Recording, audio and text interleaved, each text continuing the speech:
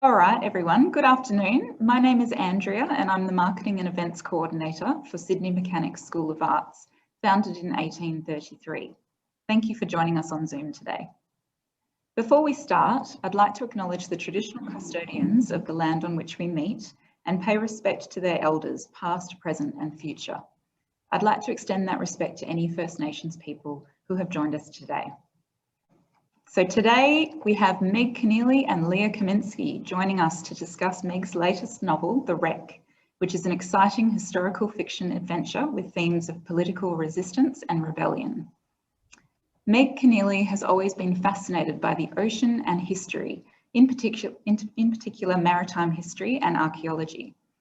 A former scuba diving instructor, Meg has also worked in public relations for financial services companies and as a reporter and talkback radio producer. She is co-author with Tom Keneally of the Montserrat series of historical mysteries, and her first solo novel, Fled, based on the escape of First Fleet convict Mary Bryant, was published in 2019.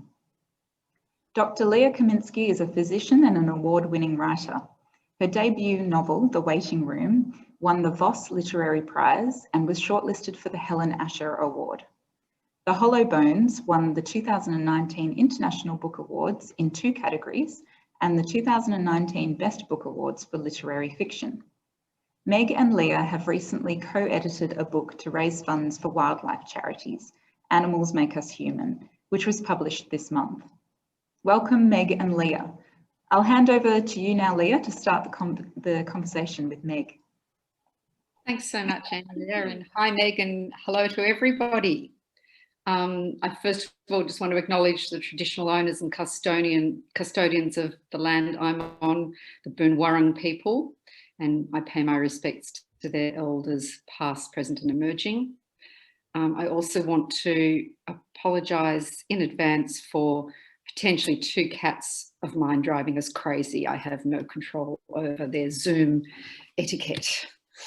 Okay, so hi, Meg. Hello, how are you? How are you? Good. Forward to it. It's lovely to actually talk to you face to face because we spent most of the year on the phone or on email, haven't we? Yes, yes. Co-editing your book. Yes. But now we're drawing attention to your book, The Wreck. And I want to just start off by saying I kind of don't quite feel up to the job of interviewing you on this, because I have to confess that all the way through school, Mrs. Lewis would give me detention for sitting down the back of history class eating twisties. I was very bored with history or the way it was presented, and it was only later in life that I kind of came to understand it, and you know what you run away from in your childhood, you kind of chase when you're an adult. So you've been steeped in history from the get-go.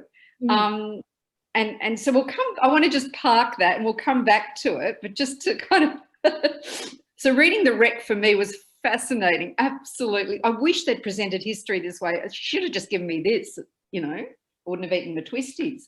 And I just want to start with a quote, which I think says a lot about the book. I will go with the men when they rise. Women hunger and women die. So women must also fight. Tell us about The Wreck. Well, I'd love to, thank you. First of all, I'd like to also acknowledge that I live and work on Gayamargal land, part of the Eora Nation, unceded land, and pay my respects to the elders of the Gayamargal. But yes, that quote is from a letter by the central character, Sarah. And as you can probably tell from the quote, Sarah's about to be involved in an uprising. What I wanted to do with The Wreck was tell the story of a point in time where England, and we forget this now because it didn't happen, but England could so easily have tipped into revolution. The French Revolution was within living memory. And in England, people were starving, they were disenfranchised, and they were beginning to get very politically active. And this whole period fascinates me because it's one of those tipping points in history where things could have gone either way. So I wanted to write about that. I wanted to write about the wreck of the Dunbar, which as a diver has always fascinated me. And I wanted to write about Mary Reeby, the horse thief on everyone's $20 note. But most of all, I wanted to write about a young woman who went from being disaffected to radicalised, and then through the mentorship of another woman comes around to see that there's a better way to change the world. So Sarah McCaffrey, who wrote in a letter those words that you read out, is the central character that ties all of these things together. She loses her parents at an event called the Peterloo Massacre, which happened in 1819. She's radicalised as a result, takes part in a failed uprising, finds herself on a ship to New South Wales, and when the ship's wrecked, she's the sole survivor, which sounds implausible, but the wreck in the book is actually based on a real wreck that happened a couple of decades later off the Gap in Sydney called the Dunbar. She tries to recreate in Sydney what she tried to do in London, which is foment an uprising. But through her friendship with a character based on Mary Reeby, she eventually comes to see that there are better ways to go about things. So that's the wreck in a nutshell. There's so much to unpack here, and I'm fearful that an hour's not going to be enough. Plus, I can't hog you. I've got to let the others have question time too. But I just want to take you on a little trip for a moment, if I can. Can we put on your scuba diving gear? Yes. You're a qualified scuba diving instructor and you love the ocean and you love marine archaeology. I'm in Sydney and I'm coming diving with you, and you're going to take me down to the wreck of the Dunbar before you've even thought about this book. Like where was that spark? Was it there? Was it somewhere else? I want you swimming around that wreck with me and explain to me with bubbles what you felt when you were swimming around the wreck. Well, that particular wreck, there's nothing really left of it. Wood degrades, after 150 years, but I did sort of fall in love with the story, or become fascinated with the story of the Dunbar underwater, because after a storm, when you're diving off the Gap, sometimes you find little tea tokens or bolts that once held the hull together, which have been smashed and bent into all sorts of weird shapes by the force of the impact, or belt buckles. And it's very touching and very moving because it reminds you that you're essentially diving at the site of what is still the deadliest maritime disaster in New South Wales history. That and a wreck 9 weeks later eventually convinced the government that it might be an idea to actually build a lighthouse at the tip of South Head rather than one sort of a kilometre away from it, which is what they had at the time. So it's always struck me as very sad that this ship made it all the way from England and got to within a kilometre before, for reasons that we'll never know, slamming into a cliff. And it's hard to overstate what a cataclysm this was in the New South Wales of the time, which was essentially a small town at the time. Everybody was touched in some way by this disaster. Everybody knew someone or had family members or who had friends, and to make it on the ship, and to make it even more appalling, you sort of think of shipwrecks and you think, okay, the ship hits a rock, it gets a great big hole in its hull and it sinks. But when you read the first-hand descriptions of that wreck, of the aftermath of it, it was gruesome. The force of the storm and the sea flinging bodies against the rocks meant that some were decapitated. There were limbs, there were people without clothes, all being tossed again and again against the cliffs of the Gap. Meanwhile, half of Sydney went to the cliffs to look over and see if they could see any survivors, and in some cases saw their loved ones being rolled around by the ocean. So it was really quite just a terrible, terrible, terrible event. And so I always sort of just say a little hello to the people who died there when I dive there. But also shipwrecks are just artifacts of our relationship with the ocean, and that's why I love them so much. Oh, hello, Cotsy. I knew that would happen. It's lunchtime. Sorry, guys. That's all right. Guest appearance by Cotsy the cat. I love diving on them too, because you're descending through the gloom and then you see this shape starting to resolve itself, and all of a sudden this structure is there. As I said, unfortunately, nothing left of the Dunbar apart from these small items. But yeah, there's just something about shipwrecks that's always fascinated me. That's fascinating. I thought that it actually, some of it was still there, just the description, and we'll get you to read a little bit of that later, of sort of all of that. I thought perhaps you'd actually seen it, but you've obviously dived with wrecks before. I guess I want you to tell us a bit more about your character, Sarah, because I fell in love with her. She was a rat bag to start with. Yes. I love a rat bag. I just really do. I find the rat bag so much more interesting than the worthies. Sarah is a cotton mill worker in Manchester in 1819.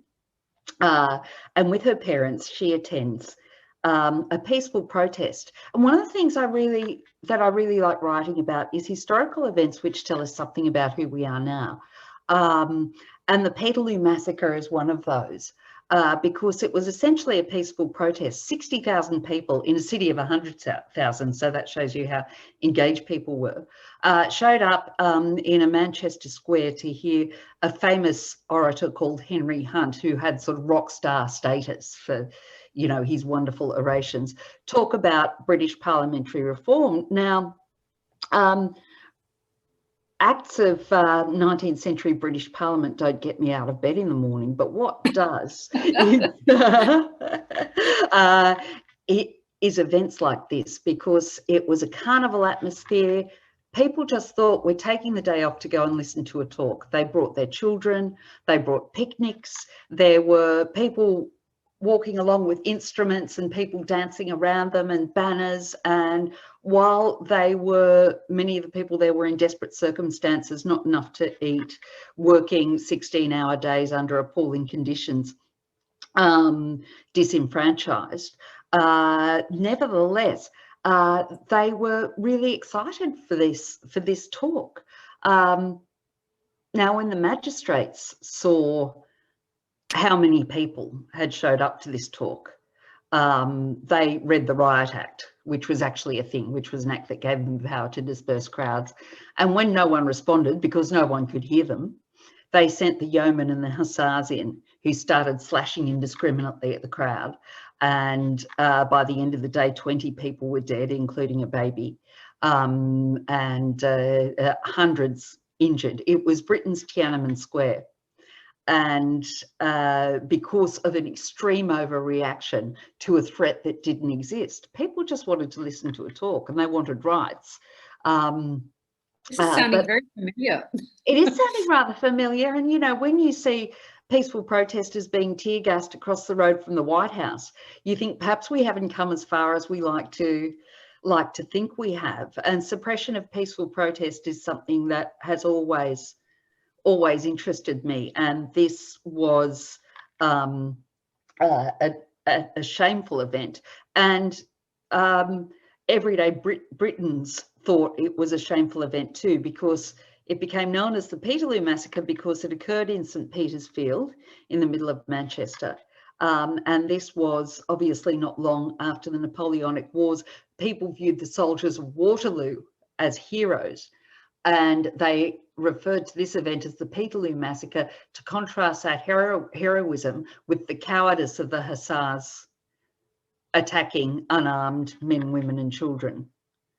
So you've dropped your fictional character into this scene, and the opening of the book torturing my characters.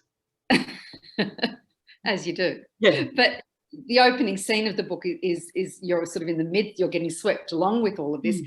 Tell us about what happens to Sarah. Well, in the aftermath, she's separated from her parents and finds them both dead. And she and her brother are approached by a London radical who's trying to build a cell to foment rebellion against the government. And so she's essentially radicalised by him, she and her brother. She moves to London, where she becomes embroiled in another event which is based on something that actually happened. The real event was known as the Cato Street Conspiracy, and it happened about 6 months after Peterloo.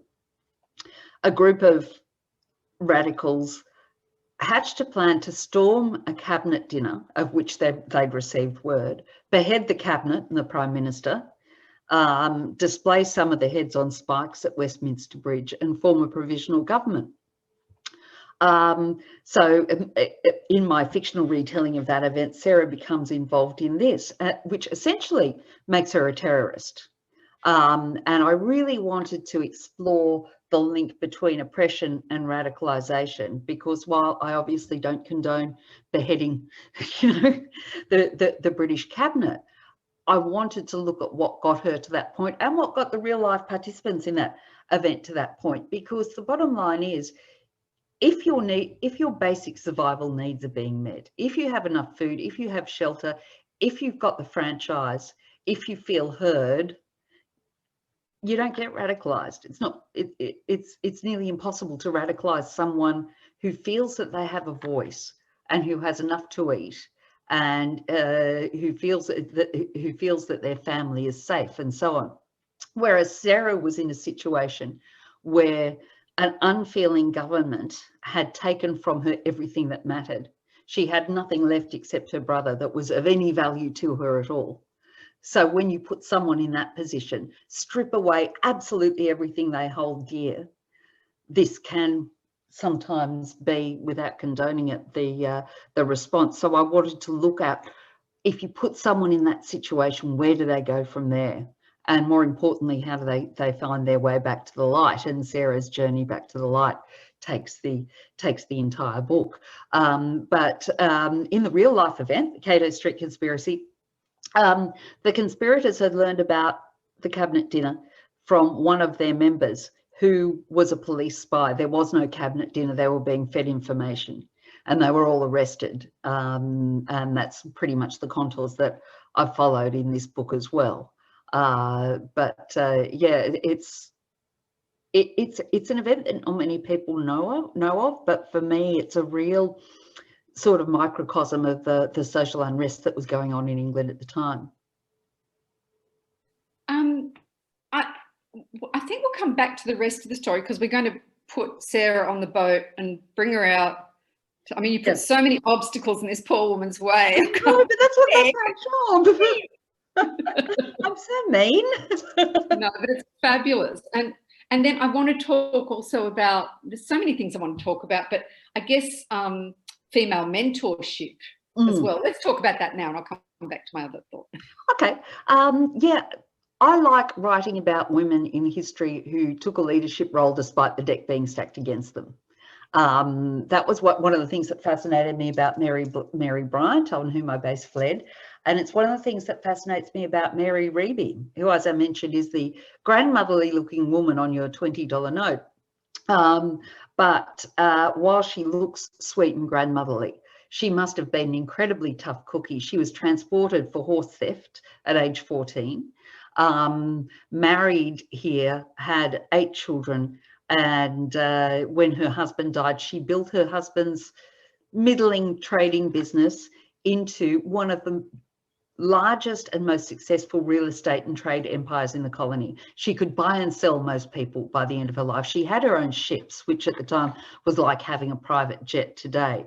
And I've often wondered, what must it be like to have, what obstacles she must have faced, what bias she must have faced as both a woman and a former convict.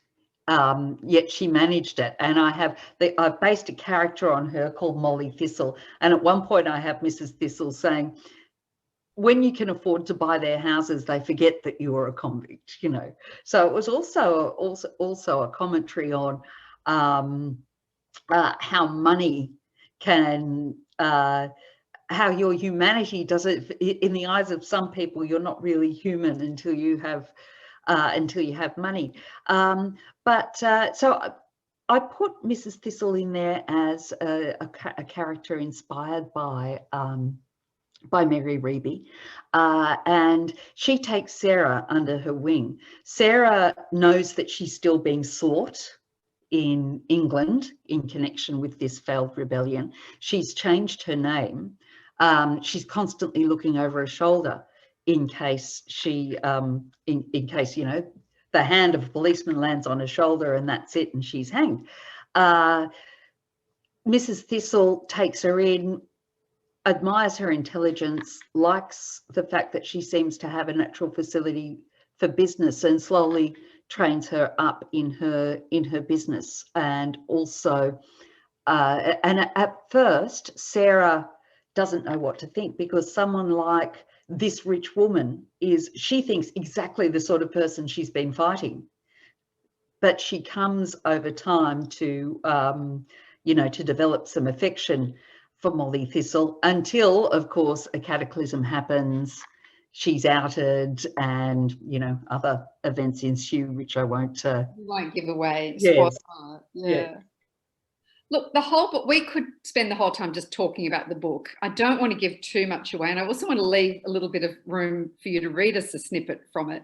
But I just wondered if I could, I mean, I'm a writer, and I'm always interested in process. So I wonder the amount of research that's gone into this book, Meg, and I've had the privilege this year of working as a co-editor with you, and also we're secretly working on our next novels together, sort of swapping manuscripts. I've seen the depth of your research and your absolute passion. I mean, at the moment you're relearning French so that you can so I can read some research documents I need in the original. Yeah.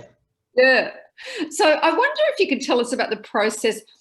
I guess, do you remember the spark of the wreck, and where you started with the research process and how you did it? I just want to kind of take that journey with you and sort of sit in your pocket while you're taking us through that. Yeah, I started with reading about the Dunbar, and then immediately went. Right, I'm going to stop you there. Like, why? I would not be reading about the Dunbar. Like, why were you reading about the Dunbar? I suppose because it's the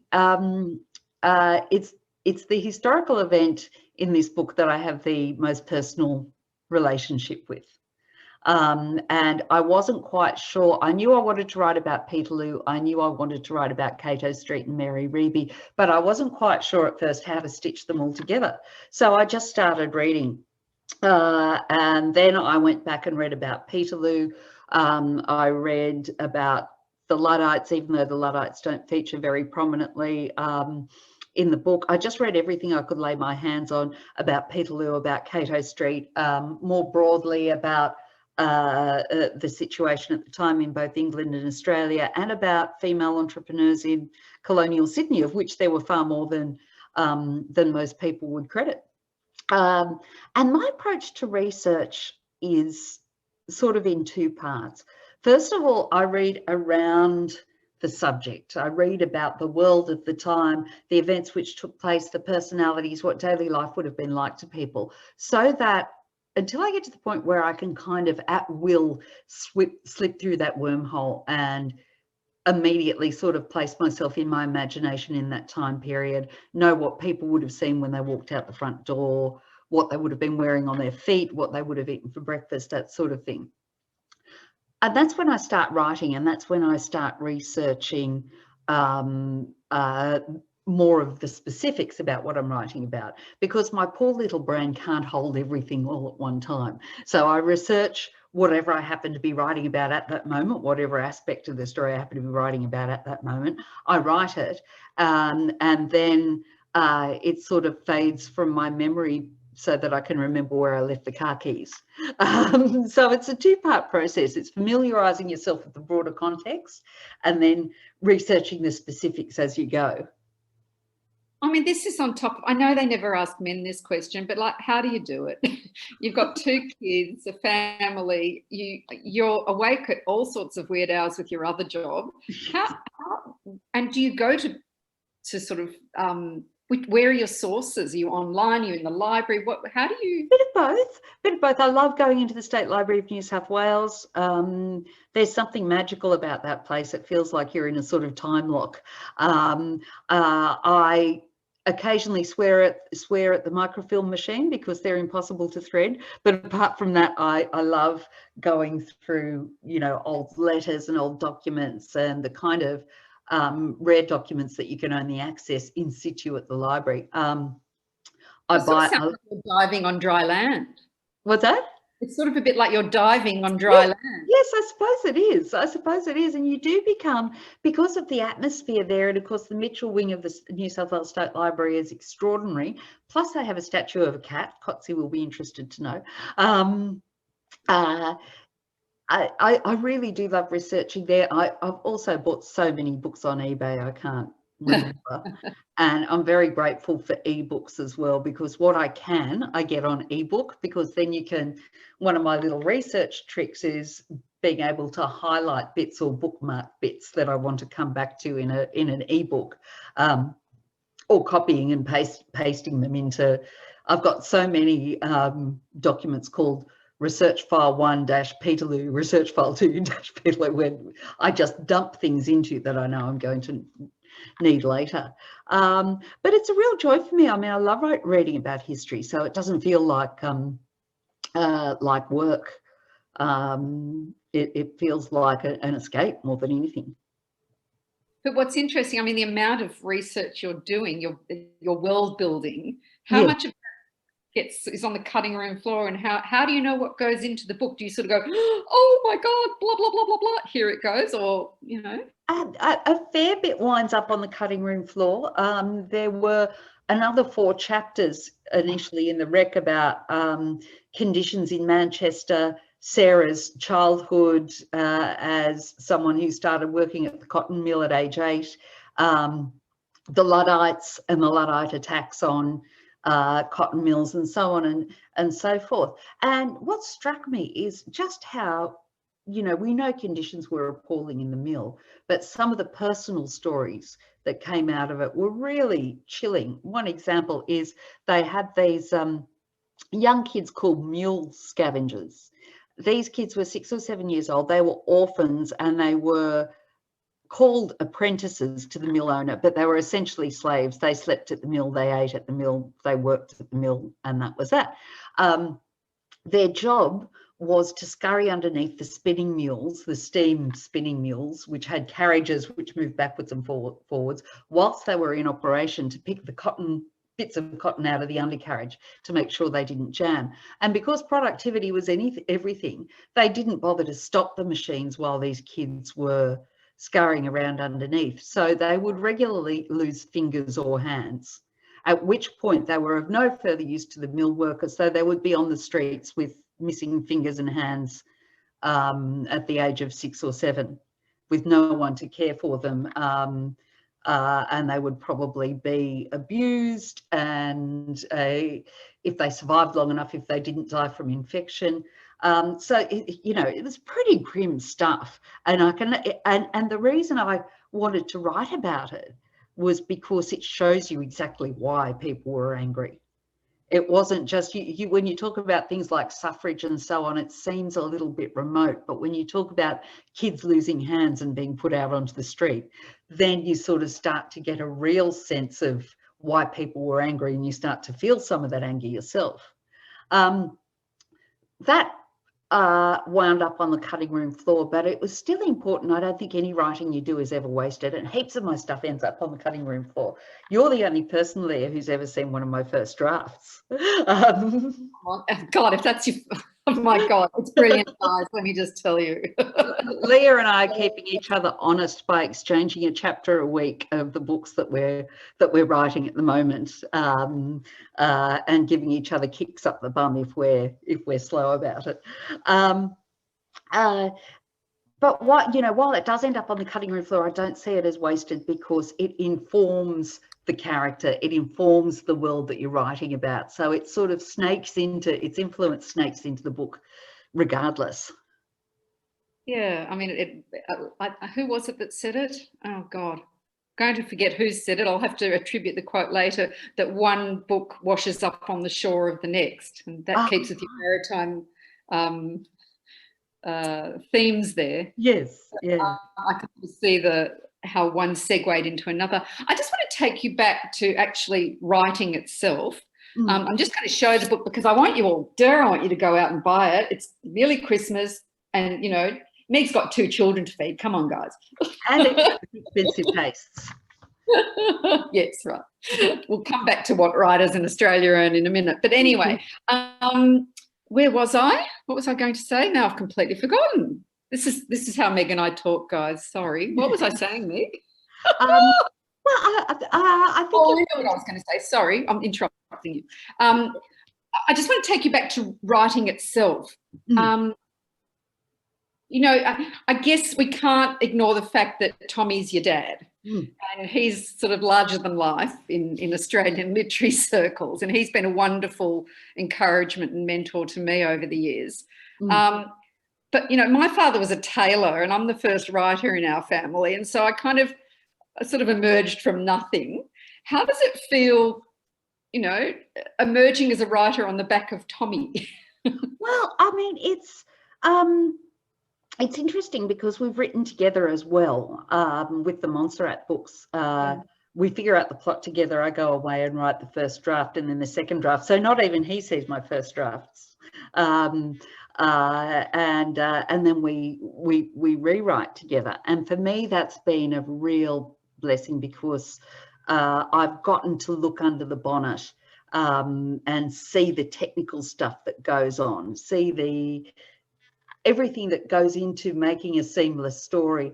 And like most fields of human endeavour, there's a lot more to it, of course, than meets the eye, as you well know. And I got to see how he imparted layers of nuance and meaning with the slash of a pen. And so it was a wonderful apprenticeship for me, far better than the apprenticeships of the poor mule scavengers.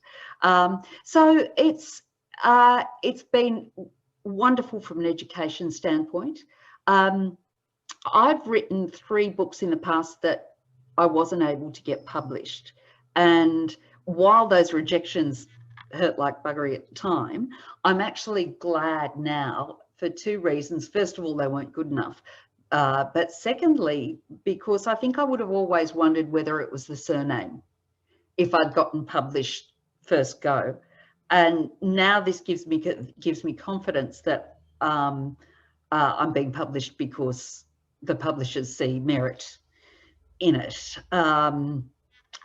So it doesn't help as much as you might think with getting published. It's certainly, you know, good for publicity.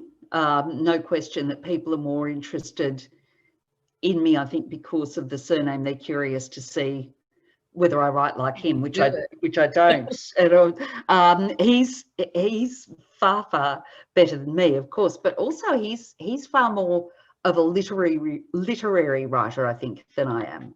I don't think I'm commercial, but I don't think I'm sort of airport thriller, and I have an aversion to writing too much romance in my books. But we've got very different voices. Yeah, I think that's really wonderful. You know, the upshot of my father being a tailor, and he was a fabulous tailor, is that I can't even sew a button on, and I actually cheated in year 8 sewing class because I made a lime green skirt which had overlocking and a zip and a hem, and the teacher didn't believe that I'd done it, which I hadn't. My father had done it for me. But I guess, I mean, your apprenticeship, it's really interesting what you're saying, is that obviously that's something that you and Tommy have got in common together. Have books always been part of your childhood and your upbringing? Oh, definitely. What about research also? Did he sort of around the dinner table talk about, you know, whatever? Well, as a kid, I got dragged around countless convict sites. And at the time, I would have rather have been watching cartoons. But I did come to, you know, his passion, and my mum as well is an extraordinary researcher and reader. So their passion sort of rubbed off on me over time. And also, I mean, he's very much a storyteller, not only on the page but in real life. And when I was, I think, 8 or 9, Mum and Dad took my sister and I out of school, and we travelled around the US in a camper van for 6 months, and we were van schooled. And this was, of course, in the days before iPads, when parents had to be a lot more creative about stopping the kids from murdering each other in the back seat. And when it came to my sister and I, that was quite a challenge. And a lot of how they did it in between games of Hangman and Snap and so on, a lot of how they did it was by telling stories. And that's where I first learned about Mary Bryant, through stories Dad would tell us in the camper van on our way from one campsite to the next. Oh my goodness. And I think you carry on that tradition. You're a wonderful storyteller. I could listen all day. Can you, I might just get you to read a little bit for us, because this time's whizzing past and I haven't even got through, 10% of my questions, but I won't be greedy. Well, what I'm going to read now is the scene of the eponymous shipwreck. And we're going to start with the ship in a lot of trouble, and sort of getting perilously close to the gap. Sarah looked over the side of the ship. Lines of white foam were appearing and disappearing, keeling over onto themselves. These were not the whitecaps of the open ocean. These were the sentinels of the shore. Another scream, broken by the wind, from the men at the wheel. Won't move, jammed, change course. Maisie gripped Sarah's arm. Can they not steer the ship? They've been able to so far. I don't see why they can't. Maisie's expression stopped her, and she turned to look. The light she had seen was closer now, almost in front of them rather than off to the side. Then, rushing towards them, looming out of the dark, was the jagged, indifferent face of the cliff, almost close enough to touch. The men at the wheel were trying to haul it while Watkins screamed at them as though they weren't putting in enough effort. Sarah could see no hopeful sign of the ship's prow thrusting towards the open ocean. The cliff seemed to hover for an instant, perhaps deciding whether or not to take the ship. Then there came the rumbling and a screech and a crack like a cannon blast, and the mightiest of all jolts. The impact knocked Sarah and Maisie off their feet, sending them onto their backs to the starboard rail, along with everyone on deck. Someone's foot hit Sarah's temple on the journey, and when she shook her head enough to clear it, she saw that some had travelled faster than others, nearly vaulting the rail. Maisie was lying next to her, moaning. Sarah manoeuvred onto her haunches and dragged herself along the diagonal uprights. Before she could get there, the ship was lifted again by the ocean. As its port hull had already been breached, it didn't float properly, but pitched over, sending people hurtling towards the now damaged rail. Sarah was dimly aware of shapes sliding through the gap that had appeared in the rail. She whipped her head around to find that Maisie thankfully remained next to her, pale and wide-eyed and panting. Watkins, this is the captain, was still shouting commands at sailors who might already be dead, while he hauled on the wheel as though steering from the cliffs would make any difference now. Sarah heard a low groan. At first, she thought it might be from a passenger, but this sound, long and undulating, was loud enough to be heard well above the wind. It was followed by a crack, and the mainmast toppled across the deck towards the bow. One of the older sailors was pinned, unmoving. The sails came down too, the first shroud for a few other bodies that had not yet been washed over. Sarah took Maisie by the shoulders. Can you swim? Maisie stared back with blank eyes. Maisie, can you swim? Yes, but we're safer here than in the ocean, aren't we? No, dear, in there we might at least have a chance. Maisie looked over the rail onto the churning waters, then back at Sarah. Her eyes were not fixed on anything. Her mouth was slack.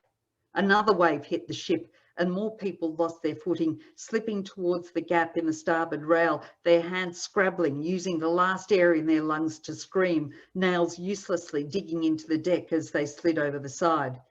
There was, maybe, a minute until the next wave hit. Each one wrapped around more ankles, filled more mouths and noses, tugged more people into the sea. "You must trust me," Sarah told Maisie. "We're going over here now." She half helped, half dragged her friend towards the gap in the rail created by the first impact. When Maisie saw where they were going, she began shaking her head, pulling backwards. "No," she said. "No, no, no, no, no." Each syllable was longer and more guttural than the one before, until the last came out in a moan. It was a matter of seconds before the next wave hit. Sarah put her arms around Maisie, and Maisie put her head on Sarah's shoulder. "Dear heart, I am sorry, but we will die if we stay here," she said, and then stepped sideways into the air, taking Maisie with her. The freezing water ripped them from each other. Sarah emerged into air so thick with vapour it hardly deserved the name. She whipped her head around looking for Maisie, wanting to tear her hair out as it slapped over her face, filling her mouth. She croaked out her friend's name, knowing she had no hope of being heard over the gale, the crash of the waves and the screams from the ship. The current had taken her towards the stern. It had taken others too. A woman floated face down, her skirts billowing slightly with air trapped beneath them as they gradually took on water. A man with a badly grazed face, Reverend Simpkin it looked like, was face up, his eyes open towards the thick clouds that were becoming less visible as the dusk began to draw in. The bodies were surrounded by chunks of wooden clothes that had burst from a passenger's trunk. In the middle of them was the convict boy she'd seen on deck. His presence told her the hold had been ripped open and that at least some of the prisoners had not been rail-ironed for the night. The lack of irons had not helped the lad, though. The ocean rolled him over and wrapped him in a stray skirt, the closest he would ever come to a shroud. Another large wave was coming now. Sarah could just see its white ridge. She swam frantically against the current, making little headway, but enough to keep from being between the ship and the shore when the wave hit. It curled over her, cutting off the sound of the wind as it span her around and shoved her down and finally let her go just as the burning in her chest was becoming unbearable. And then I'll skip a little bit so that we're not here all day, and then just go to the very end. No light was coming from the crippled ship and precious little from the sky, so Sarah did not see the next wave until it was almost upon her, a shelf of black, angry water flinging her towards the rocks. Oh my God. And she says, viewers, she says she's not a literary writer. Do me a favour. I think Mrs. Lewis from history class, if she would have got us to read that, she would have engaged a whole generation at MLC that were bored with history. Well, you know, what amazes me is why history is taught in a way that doesn't engage people, because there's so much to engage people with. There really is. It's extraordinary that there's so much juice and blood and love and hate and fire and, you know, all sorts of history is so dramatic and so engaging, and as I said, still really relevant. I mean, I occasionally get asked why I write about history when there are so many current issues to write about, and after I've fluffed up my feathers like an indignant cockatoo, I say that history is not something that you can draw a line under and wrap in grease paper and stick in a biscuit tin on a shelf. It's reverberating now, and it's continuing to influence the world we live in. So yeah, so you know, I think that there is so much to engage kids in history. You only need to look at the success of Horrible Histories to see that kids are interested when they're given the tools to be interested. Mm. A lot that we talk about when we're talking about our writing is I guess, you know, a cultural appropriation. I don't want to open up the whole conversation, but I do just want to acknowledge that a lot of what you've written in the book, there's a telling absence about. And do you want to just discuss? Yeah, briefly yeah, I wrote about Indigenous. I had Indigenous characters in Fled because to not do that would have been to perpetuate the Terra Nullius myth. you know, this was the First Fleet. But I did wrestle with it because I was keenly aware that in writing about the arrival of the First Fleet in Fled, I was writing about the day everything changed for the first Australians to their cost, and they continue to bear that cost today. And I was, you know, concerned about whether it was appropriate to do that, but it wasn't possible not to, and it wouldn't have been appropriate not to. So when I came to researching this, I looked into what the situation was in Sydney in 1820. And to my surprise, I found that the British had been so brutally efficient that there were very few Indigenous people left in Sydney. They had been either killed, institutionalised, sent to work at stations in the west of the state, or there were some still living in the woods near Botany Bay. But they were the Sydney that we know today, you know, that central part of Sydney, which was the first to be developed. They were hardly there at all. So I actually have a conversation between Mrs. Thistle and Sarah about that, because I didn't want to put an Indigenous character there when it wouldn't have been historically accurate, but I also did want to acknowledge how, as I said, how viciously efficient the British had been in clearing the place out. But I think that also the title, you could almost see that as kind of double-barrelled in its meaning too. Oh yes, yeah, and it's intended to be both with the society in Manchester and the society in Australia. Yeah. I'm wondering whether anyone's chomping at the bit to ask a question. I sort of feel like I'm hogging you to myself, Meg. I can see that Denise. Yeah, we've got a couple of things coming through. Yeah. So I can see Denise is asking about the next Montserrat book. Yes. Yeah, and I get lots of questions about this, and it is coming, I promise. It's going to be called The Valley of the Swells, Book 5. And Montserrat and Mrs. Mulrooney get to deal with their first serial killer. And not only that, but this serial killer is targeting educated convicts, which is making Montserrat more than a little nervous. And he's killing them in ways that match their initial crimes. So a seditious priest, for example, is crucified. A forger has, a con man has promissory notes stuffed down his throat, that sort of thing. So that will be set. The reason it's called The Valley of the Swells is it's set in a penal station for educated convicts, which actually existed in Wellington near Dubbo. And it was referred to colloquially as the Valley of the Swells. There's also some beautiful caves nearby, and I went into them with Dad and Mum, and I said to Dad, you know, if we can't do something with these caves, we're not trying. You know, so I'm sure we will have someone hiding out in a cave at some point. So in terms of writing it, I'm working on my next novel at the moment, under the beady gaze of my taskmaster Leah. And a little sneak preview of that, if you're comfortable with that. Yeah, absolutely. And then I'm also writing a history of women in Australia, and then when that's done, I will be absolutely getting to Montserrat number 5. So I'm hoping it will be out in 2022, and I apologise for the delay. Montserrat fans have been very, very patient. But yes, you are asking, Leah, a sneak preview of what I'm working on at the moment. So I think someone just asked another question before we get to that. Andrew, is that right? Yes. So we've got a couple of questions coming through. So Pam has also asked, are you doing an audio version of The Wreck? I believe she's referring.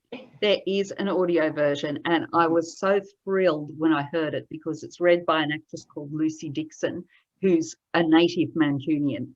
So, and she has to do so many accents in this book. She has to do upper class English, Manchester, Lancashire, East London, Irish. She has to do them all, and she does it so wonderfully. And I wrote to her shortly after the audiobook came out, and apologised for creating a character called Mrs. Thistle, which she had to say about 200 times. And she did it wonderfully. So, yeah, I loved the audiobook. I think Lucy did an amazing job on it. So I commend it to you. That's great.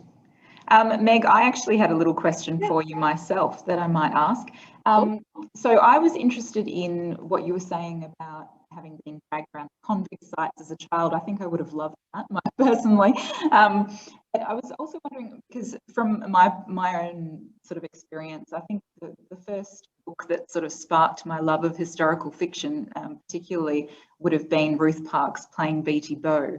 And you know, even upon moving to Sydney as an adult, exploring the rocks, I keep thinking about that book. So that really made an impression on me. I'm wondering if there was any book in particular that made an impression on you, or when indeed you did start reading historical fiction. I started reading historical fiction when I was in my early teens, and the first historical fiction that I really devoured was The Clan of the Cave Bear, which I think definitely qualifies as historical fiction, given that it's prehistory, by Jean Auel. And I also used to love historical fiction about medieval history, like the Wars of the Roses and so on, books written by Sharon Penman and people like that. And I loved For the Term of His Natural Life. That was a big early favourite. So yeah, I've always really enjoyed reading historical fiction. And what I particularly like is when novelists, I've always appreciated when novelists put an author's note at the end explaining what they made up, what they didn't, where they got their information and so forth. So I promised myself I'd always do that with. Yeah, makes sense. Yeah. Oh, it's really interesting. Yeah. I'm just looking here. We've got a question from Marita, who said, is the Montserrat series okay for a just 12-year-old to read? Books for kids of that age who are advanced readers are limited. He loves history and crime. Yeah, and you're right. There's not a lot for kids of that age, and there should be more. I think it depends on the 12-year-old. There is, for example, The Soldier's Curse, book 1, has a very graphic flogging scene, which might be perhaps a little distressing for a 12-year-old, but I guess it depends, as I said, on the child. There is sex, but it's not very graphic. So I'd probably recommend that and there's a hanging as well, which again is quite, we didn't hold back on describing the appallingness of the treatment of convicts at the time. So I would recommend that perhaps you have a look at that flogging scene and the hanging in the end before you give it to your child, just to see whether you think they, I mean, as with adults, of course, kids of that age have various levels of emotional maturity. So I think they're probably on the cusp, but it would depend on I think it would be a case-by-case basis. Yeah. We've also got a little note here from Denise again saying she often reads the author's notes first. So there you go. Although sometimes you can trip yourself up and have spoilers. Yeah, that's it. I was just going to say, if anyone else has a question, please do post it in the chat functionality there. I'm going to shortly post some links to where you can find Meg's book and also the book that she's recently done with Leah, which is that's the one there, Animals Make Us Human. Yes. I'll just quickly talk about this for a moment. So this was Leah's idea in the wake of the bushfires, and she asked me to edit it with her, and I was delighted because we were all looking at these, the appalling cost of the bushfires in terms of animal life and damage to the natural world, and wondering what we could do. So Leah and I asked various writers and scientists to write us a love letter to a particular species, and this is a result of this book is a result of that. We've got writers including Farfel Parrott, Tony Birch, Tom Keneally. There was no way he was getting away without writing something.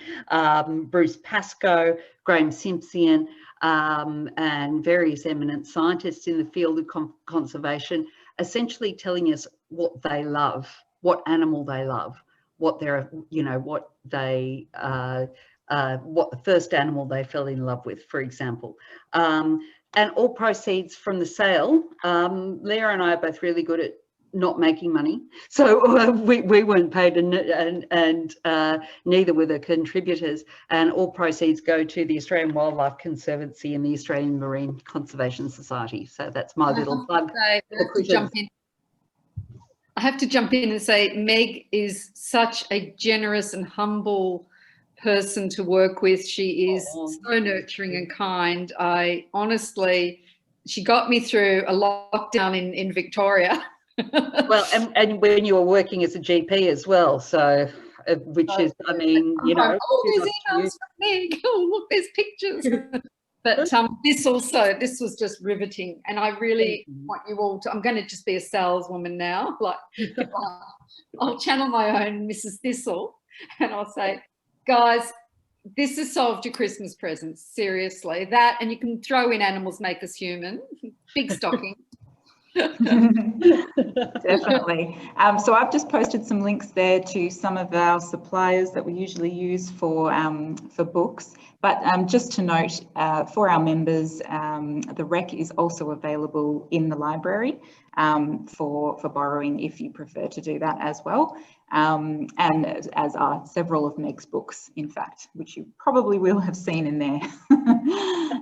So thank you so much to you both. It's been such a pleasure to have you, and such a great, interesting conversation today.